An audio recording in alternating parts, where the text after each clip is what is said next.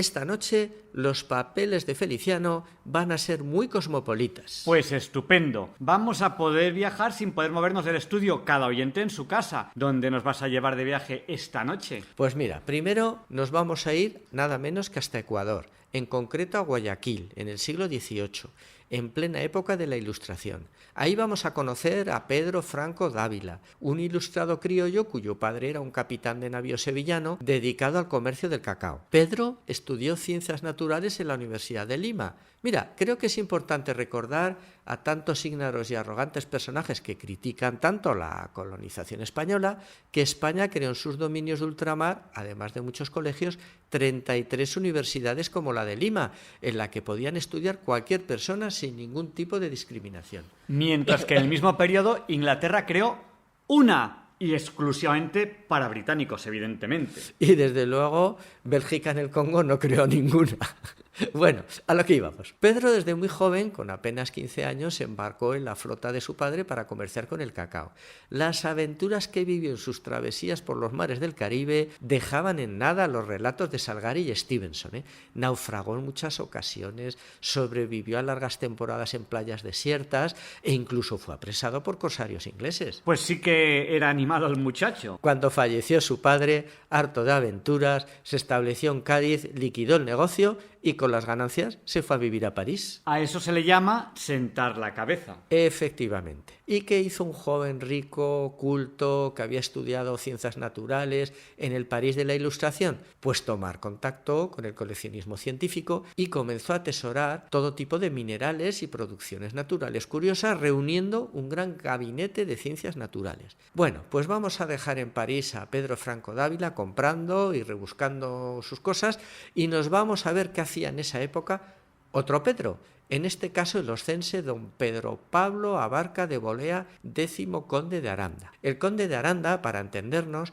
era como el presidente de gobierno de Carlos III y lo encontramos proyectando nada menos que la construcción del Salón del Prado. Efectivamente, en la temporada pasada de Los Papeles de Feliciano nos contaste la génesis de ese paseo, creado por el conde de Aranda. Sí, en otro capítulo conté de cómo el conde de Aranda, para superar la crisis social causada por los gravísimos acontecimientos del motín de Esquilache, realizó todo un programa de obras públicas y culturales, el Paseo del Prado, museos, teatros, fiestas, espectáculos, para levantar el decaído ánimo de la población y poner a la ciudad de Madrid a la altura de las más importantes capitales de las ilustradas cortes europeas. Nos estás hablando de un señor de Guayaquil que vivía en París y otro de Huesca que vivía en Madrid. ¿Qué nos falta? Pues nos falta hablar de alguien de Madrid. Y además vamos a hablar nada menos que de su majestad el rey Carlos III. A Carlos III le agradó tanto la idea del Salón del Prado que quiso imprimir en él una pátina ilustrada, convirtiéndolo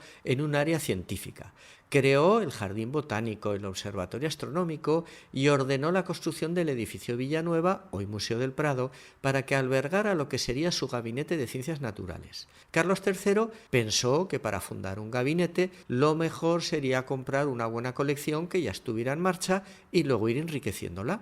Y allí apareció nuestro Franco Dávila, el de Guayaquil. A Franco Dávila le pasaba lo que le viene pasando a tantos grandes coleccionistas, que sus magníficas colecciones superan las fuerzas de un ciudadano particular y necesitan un apoyo institucional para su conservación y engrandecimiento. No me digas más, mira qué bien. Seguro que Franco Dávila lo encontró en Carlos III.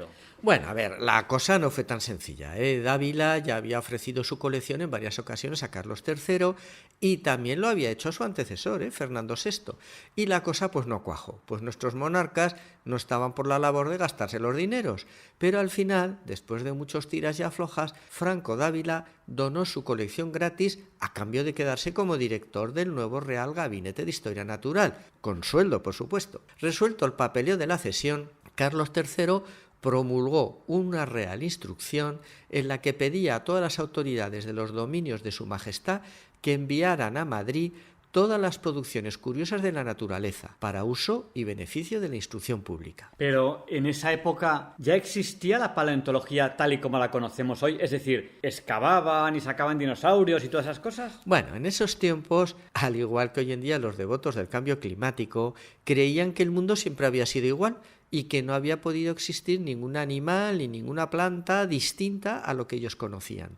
Pero claro, la naturaleza es muy contumaz y de vez en cuando ofrecía a los estudiosos grandes huesos de antiguos vertebrados, situación que resolvían diciendo que, bueno, pues que esos huesos pertenecían a los gigantes que, según la Biblia, habían poblado el mundo antes del diluvio universal. ¿Y en qué momento la ciencia se dio cuenta de que esto no era así? Pues mira, ahora nos toca hablar de un fraile argentino, Fray Manuel de Torres, quien se enteró que en las riberas del río Luján, a unos 70 kilómetros de Buenos Aires, había aparecido los restos de un gran vertebrado, así que hizo una cuidadosa excavación y, siguiendo la real instrucción, envió para España todos los materiales extraídos de este animal, que llegó a Madrid en perfecto estado. Y Juan Bautista Bru, el preparador del gabinete, lo montó con todo mimo. Incluso durante la operación, como en aquella época pues no existía la fotografía, fue haciendo unos detallados dibujos que, junto a una descripción del animal, ilustraron el montaje. Bru